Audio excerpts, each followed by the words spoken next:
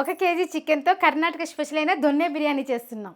Hi friends, విరాజీ the home చెఫ్కే స్వాగతం సుస్వాగతం. వేడి వేడి పొగులు కక్కే బిర్యానీ ఈ దొన్నెలో వేసిస్తారు కాబట్టి దొన్నె బిర్యానీ అంటారు. మామూలుగా దొన్నె బిర్యానీ అంటే గ్రీన్ కలర్ లో ఉంటుందండి. ఆ గ్రీన్ కలర్ బిర్యానీ దొన్నెలో పెడితే చూడడానికి కూడా సూపర్ గా ఉంటుందండి. దొన్నె బిర్యానీకి కావాల్సిన పదార్థాలు చూద్దాం. ఇది మ్యారినేషన్ చేసేకి, ఇది రుబ్బుకునేకి, ఇది తిరగబాతకి. ఇక్కడ మనము 1 కేజీ చికెన్ బిర్యానీ చేస్తున్నామండి. దానికి కావాల్సిన పదార్థాలు పక్కా కొలతల్లో చెప్తాను.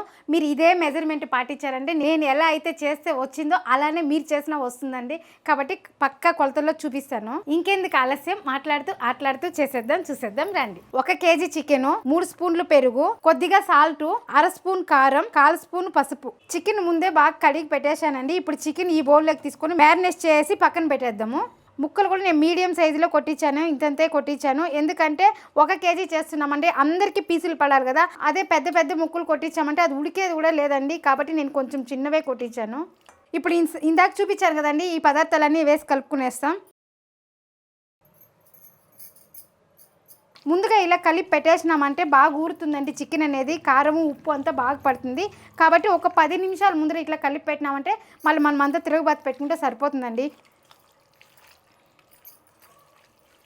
కారం కూడా 1/2 స్పూనే వేసామండి. దీనికి కారం అంతా పట్టేది పచ్చిమిర్చినే అండి. కాకపోతే బిర్యానీ కూడా గ్రీన్గా వస్తుందండి. చూడడానికి బాగుంటుంది, తినడానికి బాగుంటుంది. ఇప్పుడు నేను 10 నిమిషాలు చెప్పాను కదండి. కాకపోతే ఇవన్నీ రుబ్బుకునేదాకా మీకు అరగంట నానబెట్టినా పర్లేదండి, టైం ఉండి.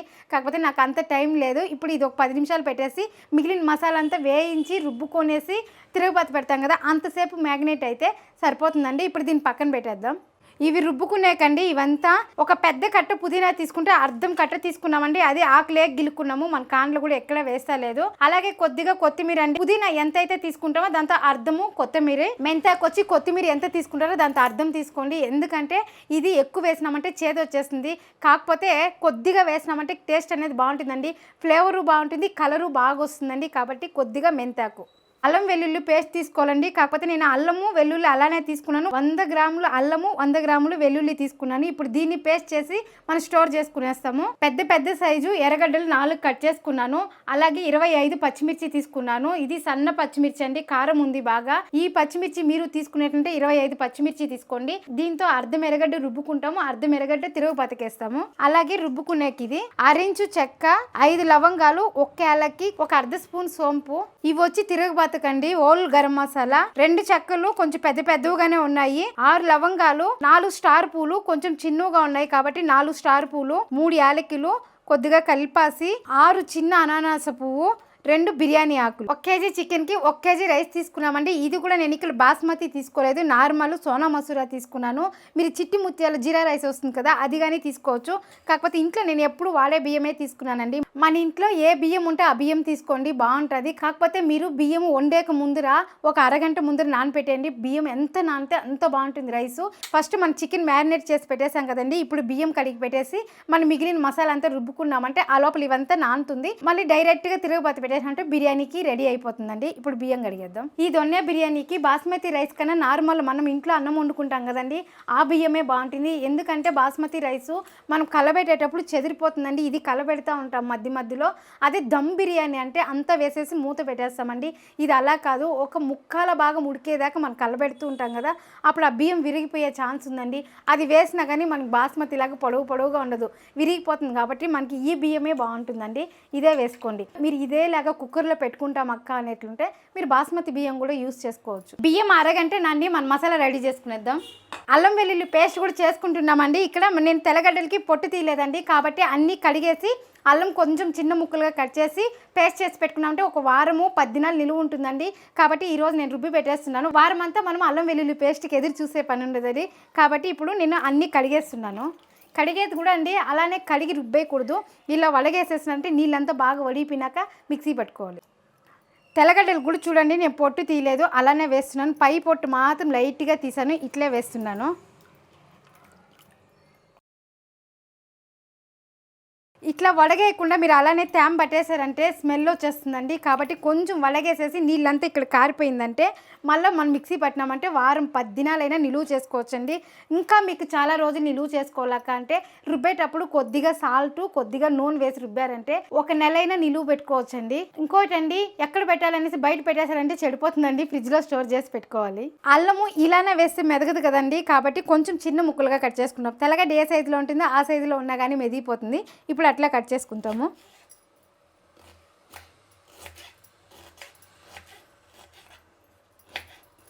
చాలా మందికి డౌట్ వస్తుందండి, ఇలా చేసి పెట్టుకునే కన్నా కొనక్క చీజ్ చేసుకోవచ్చు కదా అనేసి. మీరు చేసి పెట్టింది కొనక్కచ్చింది విప్పి ఒక గిన్నెలో వేసుకుని స్మెల్ చూడండి. దాని స్మెల్లే వేరేలాగా ఉంటుంది, దీని స్మెల్లే వేరేలాగా ఉంటుందండి. ఇంకోటి కూడా అండి, వంట దాన్ని వేసే చేసి చూడండి, దీన్ని వేసి చూడండి. మన ఇంట్లో చేసిందే చాలా బాగుంటుందండి. కాబట్టి బయట ఉండేది తగ్గించేయాలి. మనం ఎట్లా సండే ఫ్రీగా ఉంటాము, ఆ టైంలో తెచ్చి 100 గ్రాములు చేసి పెట్టుకుంటే కూడా ఒక వారం వచ్చేస్తుందండి. రెగ్యులర్గా రోజు ఒక్కొక్క గ్లాస్ రైస్ బాత్ చేసుకున్నా కానీ వారం వస్తుందండి. కాబట్టి కొంచెం టైం తీసుకున్నట్టు ఇంట్లో చేసుకునే కదండి. నేనైతే ఇలా ఇంట్లోనే చేసుకుంటానండి. నీళ్ళు బాగా వడిపోయినాయి. ఇప్పుడు మిక్సీకి వేసేద్దాము. చాలామంది అల్లం తక్కువ వేస్తారు, వెల్లుల్లి ఎక్కువ వేస్తారండి. కాకపోతే అలా వేస్తే టేస్ట్ అనేది తగ్గిపోతుంది. 2 ఈక్వల్గా వేసినామంటే టేస్ట్ బాగుంటుందండి. నేనైతే ఎప్పుడు అలానే వేస్తాను. ఇప్పుడు దీన్ని మిక్సీ పట్టేద్దాం. చూడండి ఈ మాత్రం మెదిగింది కదా. ఇప్పుడు కొద్దిగా మనం కల్లుప్పు కొద్దిగా నూనె వేసినామంటే చూడండి ఈ మాత్రం మెదిగింది కదా. ఇప్పుడు కొద్దిగా ఉప్పు కొద్దిగా నూనె వేసినామంటే ఒక 2 నెలలు నిలువ ఉంటుందండి. ఇప్పుడు 100 గ్రాములు కాబట్టి 200 గ్రాములు అంటే అదే ఇంత చట్నీ చేసేటంటే దీంతో మనం అర్ధం ఉప్పు వేస్తామండి. కాకపోతే ఇక్కడ అల్లం వెల్లుల్లి పేస్ట్ కదా నిలువ ఉండాలి కాబట్టి ఈ వంగ ఒక భాగం ఎక్కువ వేస్తున్నాము, అంటే కొంచెం ఉప్పు ఎక్కువే వేస్తున్నాం దీనికి. ఇప్పుడు ఈ మాత్రం ఉప్పు 2 స్పూన్లు నూనె అండి. ఈ మాత్రం స్పూన్ తీసుకున్నాను, దీంతో 2 స్పూన్లు. ఇప్పుడు దీన్ని మెత్తగా చేసుకోవాలి. ఉప్పు వేసాం కదా, ఉప్పు ఇంకాను తేమ వస్తుంది, అలాగే నూనె ఇంకాను మనకు కొంచెం తేమ అనేది వస్తుంది. చూడండి అల్లం వెల్లుల్లి పేస్ట్ బాగా మెత్తగా అయిపోయిందండి. మనకి ఈ మాత్రం ఉంటే సరిపోతుందండి, ఇంకా నున్నగా అవసరం లేదు. ఇప్పుడు పేస్ట్ లాగా ఉందండి, ఇంతే సరిపోతుంది. ఇప్పుడు దీన్నంతా మనము స్టోర్ చేసి పెట్టుకున్నామంటే 2 నెలలు నిలువ పెట్టుకోవచ్చండి. ఇప్పుడు మనము ఈ మసాలా అనేది వేయించి మనం రుబ్బుతున్నామండి. కాబట్టి ఇవన్నీ వేయించి చల్లారిపెట్టి రుబ్బుకోవాలి. ఫస్ట్ ఏం చేద్దాం, నూనె ముందుగా చెక్క లవంగం యాలక్కి సోంపు వేసుకునేద్దాం. ఎర్రగడ్డ ఇంత కోసుకున్నాం కదండి, ఈ ఎర్రగడ్డ మొత్తం వేయించకూడదండి. మనం అర్ధము తిరుగుబాత పెట్టుకుంటాం, అర్ధము వేయించుకొని రుబ్బుకుంటాము. ఇప్పుడు ఇది వేగింది, ఎర్రగడ్డ వేద్దాం. ఫస్ట్ పచ్చిమిర్చి వేస్తే ఎగురుతుందండి, కాబట్టి ఎర్రగడ్డ మళ్ళీ పచ్చిమిరపకాయలు. చూడండి ఈ మాత్రం ఉంటే సరిపోతుంది మనకు తిరుగుబాతికి.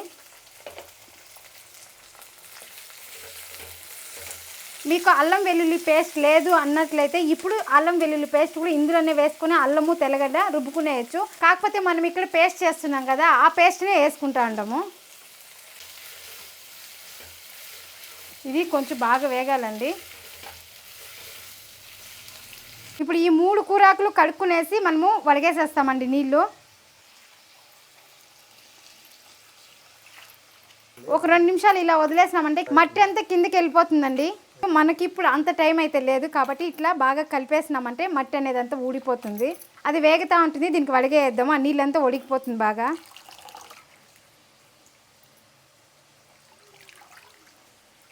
ఈ మాత్రం వేగితే సరిపోతుందండి. ఇప్పుడు కడిగి పెట్టుకున్నాం కదా పుదీనా కొత్తిమీర మెంతాకు వేసేద్దాం. పైది కిందకి కిందది పైకి వేసినామంటే బిన్నె వేగుతుంది. పుదీనా కొత్తిమీర మెంతాకు ఇది బాగా వేగాలండి, వేగితేనే పచ్చి వాసన రాదు. మళ్ళీ మనం తిరుగుబాటు పెడతాం కదా, అప్పుడు ఎక్కువ వేగాల్సిన పని ఉండదు. కాబట్టి ఇంకొంచెంసేపు వేయించుకుందాం. సౌండ్ వస్తుంది కదండి బాగా, ఈ సౌండ్ తగ్గేదాకా కొంచెం వేయించుకుందాం. ఈ మాత్రం వేగితే సరిపోతుందండి. ఇప్పుడు చల్లారినాక మిక్సీ పట్టేద్దాం. చూడండి ఈ పాత్రతో చేస్తున్నాం మన బిర్యానీ. దీంతో 2 కేజీలు చేయొచ్చండి. కాకపోతే మనం 1 కేజీకైనా పెద్దదే తీసుకున్నాం, ఎందుకంటే కలుపుకునే దానికంటే ఈజీగా ఉంటుంది. దీనికంటే ఇంకొంచెం చిన్న పాత్ర నా దగ్గర లేదండి, మీడియం నేను 2 కిలోలు ఉడికేదే తెచ్చుకున్నాను. కాబట్టి ఈ పాత్రలోనే చేస్తాము. ఎంతవరకు వస్తుందో అది కూడా చూద్దాం. పాత్ర బాగా వేడెక్కినాక నూనె వేసుకుందాం. ఇప్పుడు నెయ్యి వేసుకుందాం, 2 స్పూన్లు నెయ్యి. మళ్ళీ దమ్ కట్టినాక మళ్ళీ ఒకసారి వేయాలండి నెయ్యి, అలాగే నూనె. గరం మసాలా వేసుకుందాం.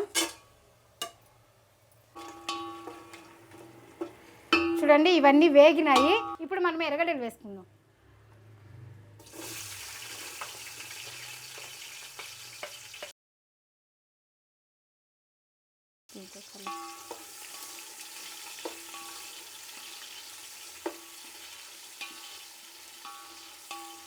ఇప్పుడు 1 కేజీ రైస్ తీసుకున్నాం కదండి, అదే రైస్ దీంతో లెక్కేసినామంటే 4 వచ్చిందండి. ఈ 4 గ్లాసులకి 8 గ్లాసులు నీళ్ళండి. 1 గ్లాసుకి 2 గ్లాసులు అండి. మామూలుగా దమ్ కట్టేటుంటే చాలామంది తక్కువ పెడతారు.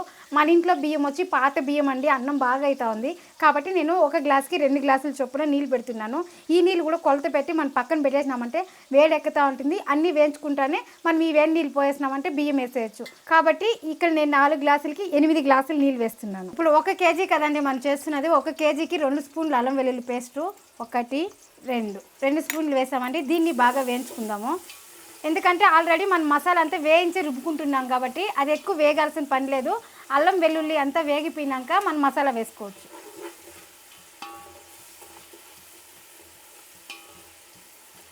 ఇందాకే మనం వేయించుకున్నాం కదా, ఆ మసాలాని మనం అల్లం వెల్లుల్లి పేస్ట్ కొట్టాం కదా, అది ఇందులోనే వేస్తున్నాను. ఇప్పుడు దీన్ని మెత్తగా పేస్ట్ చేసుకోవాలి. చూడండి, ఈ మాత్రం పేస్ట్ అయితే సరిపోతుందండి. మిక్సీ పని కూడా అయిపోయింది, తీసేద్దాం. అల్లం వెల్లుల్లి కూడా వేగిపోయిందండి. ఇప్పుడు చికెన్ వేసేద్దాం.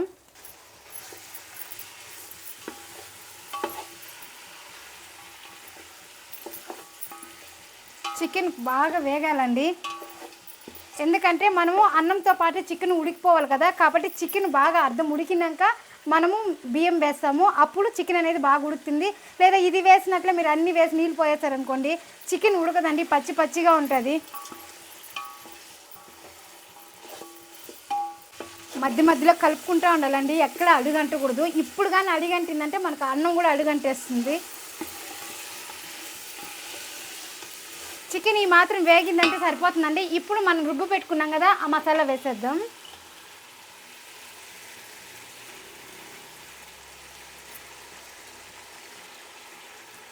ఇప్పుడు దీన్ని బాగా కలుపుకుందాం.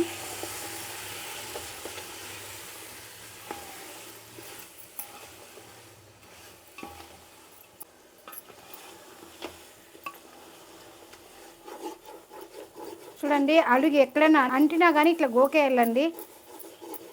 అంటే మనం 5-5 నిమిషాలకు ఒకసారి కలుపుతాం కదా, అప్పుడు.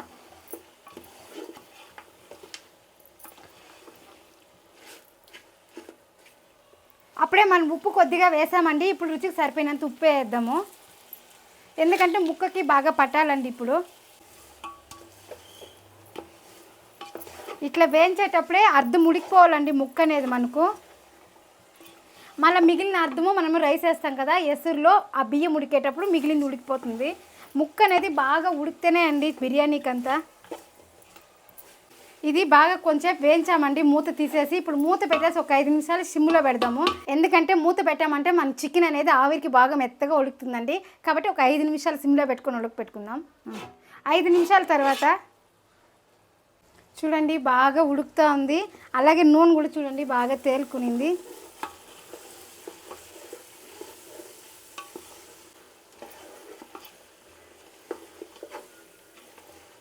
ఇప్పుడు ఈ మాత్రం వేగితే సరిపోతుందండి. ఇప్పుడు మనం నీళ్ళు పోసుకునేస్తాము. నీళ్ళు బాగా ఉడకపెట్టుకున్నాం కదా, చూడండి నీళ్ళు కూడా బాగా ఉడికింది. నేను సిమ్ చేసి పెట్టానండి. ఈ నీళ్ళు బాగా ఉడికేటప్పుడు దాంతో పోసేద్దాం.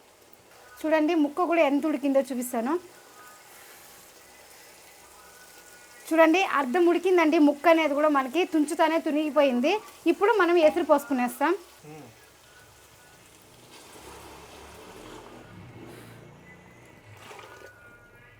చూడండి నీళ్ళు కూడా మనం వేడి నీళ్ళు పోసాం కదా, కాబట్టి బిన్నె ఉడుకుతూ ఉంది. ఇప్పుడు దీన్ని బాగా మిక్స్ చేసేద్దాం.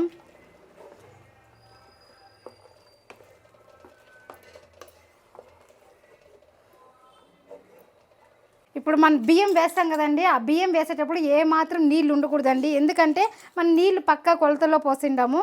అట్లే ఎక్కువ పెట్టినారనుకోండి అన్నం అనేది ముద్దు ముద్దుగా ఉంటుంది. చాలామందికి ముద్దు ముద్దుగా అంటే నచ్చదండి, పలపలాని కావాలంటారు బిర్యానీ. కాబట్టి మీరు నీళ్ళు బాగా తీసేయండి. ఇట్లా ఉడికేటప్పుడు మనం బియ్యం వేసేయాలి కదా, బాగా కలుపుకుందాం.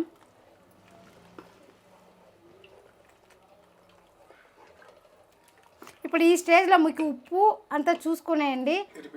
మీరు ఇప్పుడు ఈ స్టేజ్లో ఉప్పు చూసుకోండి ఉందా లేదనేసి. ఇప్పుడు ప్లేట్ పెట్టేద్దామండి. ప్లేట్ పెట్టేసి బాగా ఉడికేటప్పుడు మనం 2-3 సార్లు కలబెట్టాలండి. కలబెట్టేసిన తర్వాత మళ్ళీ దీనిపైన ఏదైనా పెద్ద వెయిట్ పెట్టేసినామంటే అది బాగా ఉడికిపోతుంది దమ్ కట్టినట్లు. చూడండి బిర్యానీ అనేది బాగా ఉడుకుతూ ఉంది. ముక్కలు బాగా ముడికినాక మనం దమ్ కడతాం.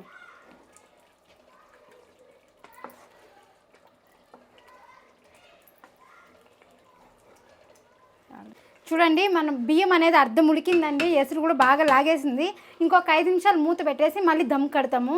ఎందుకంటే ఇప్పుడే దమ్ కట్టచ్చండి, కడితే ఎక్కువ అన్నం మాడిపోతుంది. ఇంకొక 5 నిమిషాలు అయిన తర్వాత కట్టినామంటే అడుగు అనేది తక్కువ అంటుంది. అడుగుని ఇంకా బాగా కలిపేసి ఇప్పుడు మూత పెట్టేద్దాం. ఇప్పుడు 5 నిమిషాల తర్వాత చూడండి తేమ అంతా బాగా లాగేసిందండి, కొద్దిగా ఉంది. ఇప్పుడు ఈ తేమ లాగేసిందంటే మన అన్నం అనేది పర్ఫెక్ట్గా ఉడికిపోతుంది.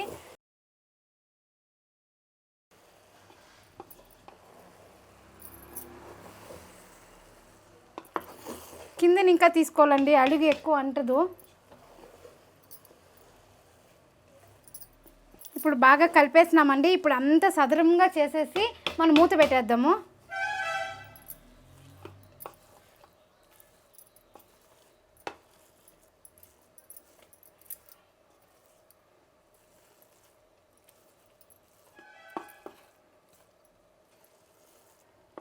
ఫైనల్గా లాస్ట్లో మూత పెట్టేక ముందర కొద్దిగా నెయ్యి వేసేద్దాం. ఇప్పుడు మూత పెట్టేద్దాం. చూడండి మనం బాగా కలిపేసి దమ్ పెట్టేసామండి. దమ్ పెట్టేసి ఏదైనా బరువుగా పెట్టాలండి. నేను ఇక్కడ ఈ రాయి పెట్టాను, దంచుకుంటాం కదా అల్లం వెల్లుల్లి పేస్ట్ది, ఆ రాయి పెట్టేసానండి. ఇంకొక 10 నిమిషాలు ఇలా మూత పెట్టేసినామంటే 10 నిమిషాల తర్వాత చూస్తే మన బిర్యానీ రెడీ అయిపోతుందండి. ఇంకొకటండి మంట కూడా ఇక్కడ సిమ్లో పెట్టుకోవాలండి. తక్కువలో పెట్టుకున్నామంటే ఆ తక్కువ సిమ్లోనే క్లీన్గా నీట్గా బాగా ఉడుకుతుందండి. ఇప్పుడు 10 నిమిషాల తర్వాత చూద్దాం. దమ్ పెట్టుకున్న 10 నిమిషాల తర్వాత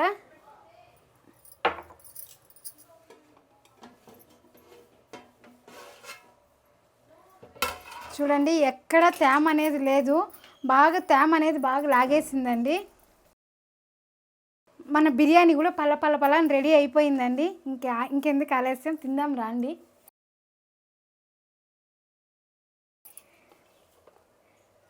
ఎప్పుడు కానీ బిర్యానీ తీసుకునేటప్పుడు సైడ్ నింకానే తీసుకోవాలండి, కింద ఇంకా తీయకూడదు. ఇప్పుడు బిర్యానీ దొన్నెలో వేసుకుందాం.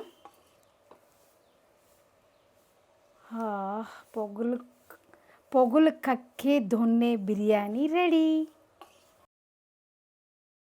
హోటల్లో అయితే కానీ ఈ దొన్నె అనేది ఇంకా పెద్దది ఇస్తారండి. కాకపోతే మనకి ఇక్కడ చిన్నది దొరికింది, కానీ చిన్నదైనా కానీ అండి దొన్నెనే కదా.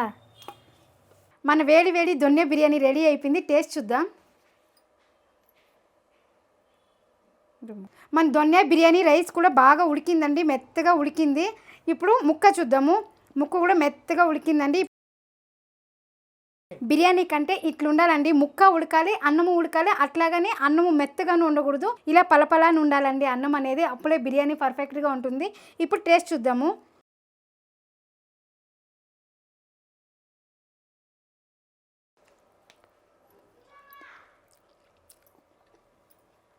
చాలా అంటే చాలా బాగుందండి బిర్యానీ. టేస్ట్ సూపర్గా ఉంది.